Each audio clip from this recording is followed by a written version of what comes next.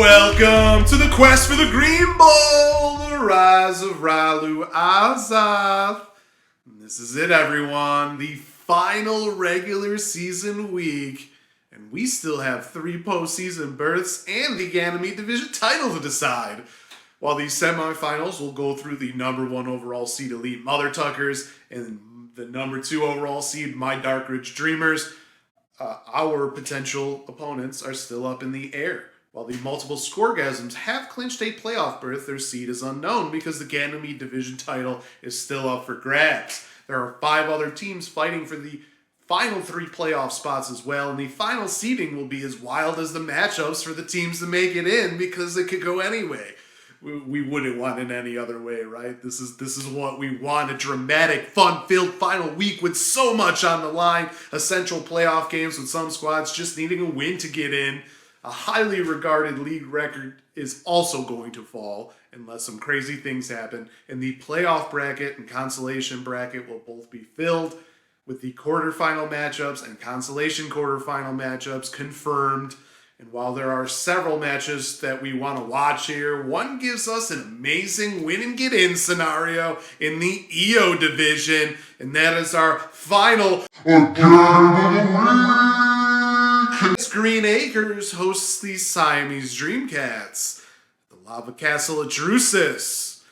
But of course, before we get into this, Tsitak has a message for us about why our home bases are so important. We have reached a pivotal moment in our journey, and we're so close to finishing off our plan. But we still need to unlock the Forbidden Palace. And in order to do so, we must understand the locking mechanism that the Dream Priests use to hide this great structure from view. You may be asking why the home bases are important. Why do we need to understand how structurally weak the points in time and space are at each location? Think of a puzzle and a Rubik's Cube. A puzzle needs pieces to fit together to create the picture, and they are hidden at first until we can decipher where each piece fits. A Rubik's Cube is a puzzle where we must lock points into place to create uniformity with colors and sides. It is a type of 3D logic puzzle. These dimensional points work the same way. By figuring out the order of strength, we can figure out what the pieces are. By understanding the residual effects that each point has on its surroundings, we can figure out what the proper way is to unleash the power and in what order. When everything falls into place, the picture is accessible. The Forbidden Palace. A place that allows us to access the Great Dimensional Gate in Jupiter, and to also reach out to another dimension and awaken Azath. But even in this final week of your regular season, there is still so much to learn. Some places are no-brainers at the moment, including the obvious, my temple, my former prison. But others are less decipherable. A plan of the Dream Priests, a last-second plan to thwart this inevitable happening. We know how everything works. We understand that once we unlock the mechanism, opening the gate for good and releasing the full power within will be easy. But we need the final data, and you will all play and ultimately give us that data because it is your only choice. Because being devoured by the chaos of Azath is much better than having your brains turned into soup by me. And for Tsitak's obesus, you don't want to know what would be done to you if you tried to escape.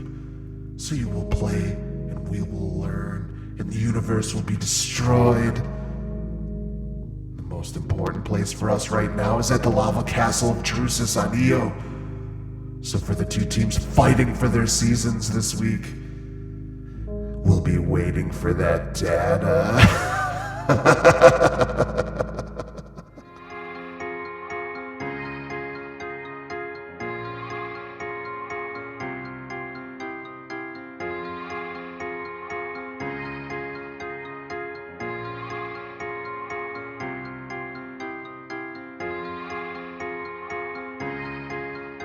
A lot can still happen here, but the Dreamcats can get into the playoffs with just a win here.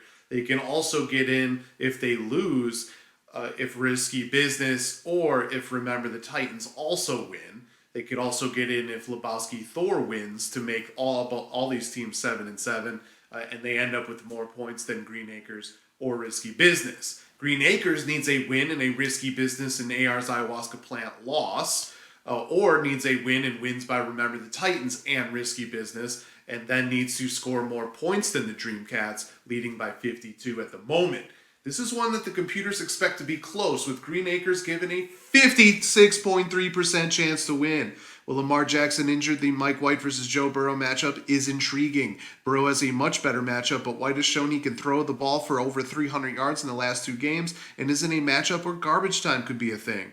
The one area that is heavily on the side of the Dreamcats is at running back, with Tony Pollard and Ezekiel Elliott getting the matchup of a lifetime against Houston, a team with the worst run defense in the league. Both have proved to do well in tandem, and this could be one where both reach double digits again. On the other side, Najee Harris has a tough matchup, and Dante Foreman has a good matchup with Seattle, but is on a worse offense, of course. Keenan Allen versus Devontae Smith is going to be who scores a touchdown, and kicker Jason Myers in the Cardinals defense versus Mike Badgley in the Titans defense is also going to be key areas to watch. Green Acres does have the edge at tight end with Dalton Schultz going up against Mike Gesicki, but both will be touchdown dependent. But as always, there are 2 players that will most likely be the biggest keys to a victory and a potential playoff berth. For the visiting Dreamcats, I turn to running back Cam Akers. Akers was expected to be the top running back on the Rams this season, but instead he turned into a big-time bust, even getting benched for multiple weeks and forcing Akers to seek a trade. The trade never came. The Rams season went down the tubes and Akers was forced to come back. But now things have changed again. Darrell Henderson was let go, leaving the backfield to Akers and rookie Kyron Williams. After a combined 123 yards and no scores from weeks 9 to 12, Akers finally broke out with 60 yards and 2 touchdowns last week against Seattle. Akers gets another bad rushing defense in Las Vegas this week. The Raiders are 7th worst in the league in terms of allowing fantasy points to running backs. They've allowed 1,063 yards on the ground and 9 touchdowns. They also have allowed 666 yards through the air and 4 more touchdowns. The problem, of course, is the Rams' offense, which did show life against Seattle with Akers getting the goal line carries. But they've also been dominated. If Akers can find the end zone again, it will be a big boost, especially if Leonard Fournette doesn't do as well facing a tough defense on the other side. But if Akers reverts to his lack of production and struggles, then it could mean the Dreamcats need help elsewhere to make the playoffs. As for Green Acres, this one seems to be simple. The studs have to show up, namely wide receiver Stephon Diggs. Diggs has been one of the best wide receivers in fantasy this season. 1,202 yards and 10 total touchdowns, and he has reached double-digit points in 9 of 12 games this season. He's also scored a touchdown in 8 of 12 games. Very good production. Diggs does go up against a tough defense in Week 14, though. The New York Jets are the 3rd best against wide receivers in fantasy, allowing 1,454 yards and 10 touchdowns to wide receivers. While there is a lack of yards, the amount of touchdowns allowed does bode well for Diggs, with most of the top fantasy defenses allowing single-digit scores from this position. Justin Jefferson also scored against the Jets last week, showing that top wideouts can still find success against this very good secondary. Also, Diggs does have Josh Allen throwing his way, which does go a long way as well. But even then, the Jets have 12 interceptions and have allowed just 11 passing touchdowns total. And another thing to note for Green Acres, they're 0-3 when Diggs doesn't reach double-digit points, and they've scored under 100 points in all 4 games he didn't reach the end zone, including 2 games where Green Acres had under 80 points. So it seems that if the good Diggs shows up, it will be a massive boost. But if Diggs has one of them rare down games, it could cost Green Acres a playoff berth. Moving on to the next matchup in EO, where the 12-1 elite Mother Tuckers travel to the sulfur mines of Barbara to take on 7-6 Risky Business. History is going to be made here, as the elite Mother Tuckers need just 36.03 points to break the regular season points record. They already have the most wins in regular season history in our league, but they can also end up with the least amount of losses in a regular season with a win or a tie. Obviously, ties are rare. Risky Business, of course, needs to win to get into the playoffs, and while they can still get in with a loss and some other help, no one wants to test fate like that, right? Risky Business would need a win by the Dreamcats or a win by Remember the Titans, since Risky Business is up by so many points on the Dreamcats. But the Elite Mother Tuckers, the Green Bowl favorite by a mile, comes in with a 76.5% chance to win. Risky Business will need Patrick Mahomes to step up and do well in a tough matchup, especially with Jalen Hurts on such a roll on the other side. Mixon and Walker, if healthy, versus Eckler and Jacobs at running back will be another key matchup, but it's Risky Business with the better matchups there. Risky Business will need touchdowns by Godwin and Thielen to have a chance to keep pace with Hill and Lockett, and the Kelsey versus Andrews battle at tight end actually favors Risky Business because Lamar Jackson is most likely out for Baltimore. Mostert has a dream matchup against a bad Chargers run defense, and Sutton is dealing with a hamstring injury on the other side. And of course, the Dallas versus New England defense battle is on the side of the Mother Tuckers, with the Cowboys getting a bad Houston team to feast on. Moving on to Europa, where Uncle Justy travels to take on the Clash of Demon Head at the Swirling Skies at Havard Point. Both teams are eliminated, and to be honest, the only thing that matters in this matchup is who gets the home matchup in the 10 versus 11 consolation quarterfinal. The winner gets to host the other next week. Uncle Justy comes in with a 57.6% chance to win, even without switching out Elvin Kamara, who's on a bye. That's because the Clash at Demon Head needs a new quarterback with both on her roster out. That need for a quarterback is even more evident with Tagovailoa on the other side for Uncle Justy. McCaffrey looks to be the star for the Clash at Demon Head, while Singletary will look to outscore a banged-up ETN for Uncle Justy. Chase will go head-to-head with Lamb for points, and Moore and Johnson will most likely be all about the touchdowns. Njoku, if healthy, has a tough matchup, and Murray will look to stay relevant in a matchup against Kansas City. This game could be about kicker and defense. Maher and the Eagles go for Uncle Justy, while Tucker and the Bills go for the Clash at Demon Head.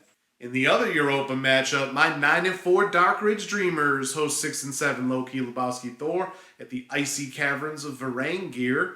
And while Lebowski Thor isn't eliminated yet, he would need to probably score 300 points here and win to make the playoffs based on the tiebreakers. But there is a consolation bye possibly in play for Lebowski Thor, and this is the last of the rivalry regular season matches of 2022. That's right, the Cash of Mentats is on the line. The Cash of Mentats. And my Dreamers, who've already wrapped up the number 2 seed in the first round bye, enter with a 68.3% chance to win. Herbert is expected to outduel Murray at quarterback with the matchups, but by how much will be important. Chubb and Swift give a slight edge to the Dreamers against Cook and Hasty, and Jefferson and Waddle, if healthy, have an edge over Debo Samuel and Cooper. The Ingram versus Conklin battle at tight end is about touchdowns, and Hollywood Brown versus Boyd could be key as well. If Lebowski Thor is going to pull off the upset, the Bucs defense and Fairbairn will probably need to outscore the Ravens and Folk. On to Ganymede, where a division title still on the line. A division title in Week 14, baby. First, the 8-5 Multiple Scoregasms hosts the 2-11, the Stellar Bitches at the Secret Sea of Galanis. The Scoregasms winner score more than Remember the Titans. They clinch Ganymede and the 3 seed. A loss by the Scoregasms will give them the 4th seed. The Stellar Bitches are guaranteed the 12th seed and are looking to play spoiler here, but the Scoregasms enter with a 63.1% chance to win. One interesting spot is at quarterback, with Josh Allen getting the tough Jets matchup and Cousins getting the great Detroit matchup in what could be a shootout. Also, Derrick Henry takes on Jacksonville, who he owns, while Pierce takes on Dallas. The Bitches can easily win these battles, but it is about how many points will this advantage yield. Williams still gets plenty of opportunities in Detroit, even with Swift showing signs of life, and that makes him a clear advantage over Hines. The Sun God, Amon-Ra St. Brown and Peoples-Jones, looks to have a slight advantage over Evans and Davis, but Gabe Davis does get the chance to cancel out Allen touchdowns. Miami versus the Chargers is very interesting as the teams play each other, and Connor has a tough matchup with New England, while Freiermuth and Hawkinson have good matchups for the Bitches, though both of their ceilings are low, with them being tight ends. Finally, we get a big-time showdown as Remember the Titans host AR's Ayahuasca Plan at the Polar Caps of Athanasu. Remember the Titans wins, they make the playoffs. If they lose, they'll also need Risky Business to win and Lebowski Thor to lose to guarantee a spot in. They can clinch the Ganymede title with a win, a Scoregasms loss, and by scoring at least 3 more points than the Scoregasms. If AR's Ayahuasca Plant wins, they get into the playoffs if Risky Business wins or if the Siamese Dreamcats win. Remember, the Titans comes in with a 65.7% chance to win.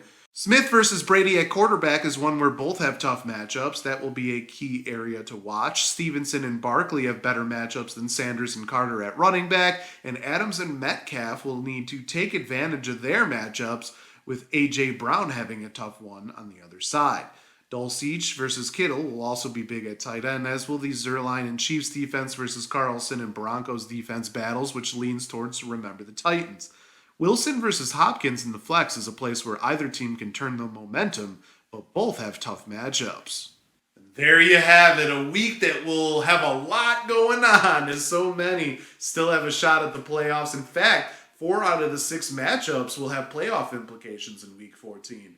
That shows how competitive this league can actually be. And let me tell you, whatever happens, it will probably include several shockers. And that's the content for the show. Hope you enjoyed it.